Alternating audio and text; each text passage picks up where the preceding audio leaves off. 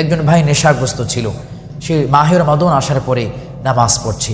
তাকে উৎসাহ প্রদান করুন, তাকে সহযোগিতা করুন, তাকে তিরস্কার নয়, তাকে ভালোবাসা দেখান, যেন আপনার এই ভালোবাসা দেখে সে উৎসাহ হয়ে আরও দিনের পথে অগ্রসর হওয়ার চেষ্টা করে। আসসালামু আলাইকুম ওয়া রাহমাতুল্লাহি ওয়া বারাকাতুহু। সম্মানিত হাজিরিন, মাহে রমাদান আসার পরে আমরা বিভিন্ন সময় দেখি আমাদের কিছু ভাই হঠাৎ করে মসজিদে আসা শুরু করে, আমাদের কিছু ভাই নামাজ পড়া শুরু করে, নিজের লেবাস, নিজের চারিত্রিক পরিবর্তন করার চেষ্টা করে। সেটা দেখে আমাদের সমাজের কিছু ভাইয়েরা হাসি তামাশা করেন, তিরস্কার করেন। উৎসাহের বদলে তাদেরকে মসজিদ থেকে বিতাড়িত করার জন্য সর্বাত্মক চেষ্টা আমরা লিপ্ত থাকি। আসলে মাহে রমাদান কিন্তু আসে মানুষকে পরিবর্তনের জন্য।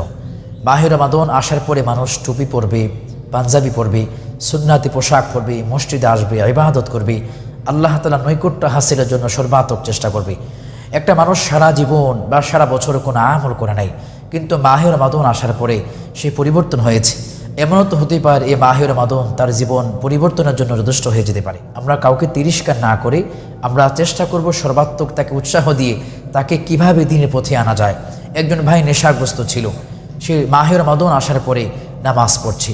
তাকে উৎসাহ প্রদান করুন, তাকে সহযোগিতা করুন, তাকে তিরস্কার নয়, তাকে ভালোবাসা দেখান, যেন আপনার এই ভালোবাসা দেখে সে উৎসাহ হয়ে আরও দিনের পথে অগ্রসর হওয়ার চেষ্টা করে।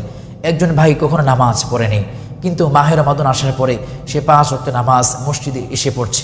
তখন আমরা তাকে তিরস্কার না করে তাকে ভালোবাসা দেই, তাকে নসিহা করি, তাকে আলেম দ্বারা শরণাপন্ন হওয়ার জন্য চেষ্টা করি, যেন এই মাহে রমাদানের পরিবর্তনের মাঝে সারা বছর যেন সে তার জীবনটাকে পরিবর্তনের মধ্যে কোরআন এবং সুন্নাহ মোতাবেক জীবনটাকে পরিচালিত করতে পারে।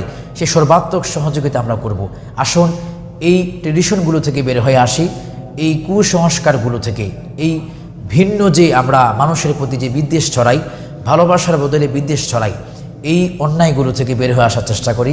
আল্লাহ রাব্বুল আলামিন আমাদের সবাইকে বুঝবার তৌফিক দান করুক। আসসালামু আলাইকুম ওয়া রাহমাতুল্লাহি ওয়া বারাকাতুহু।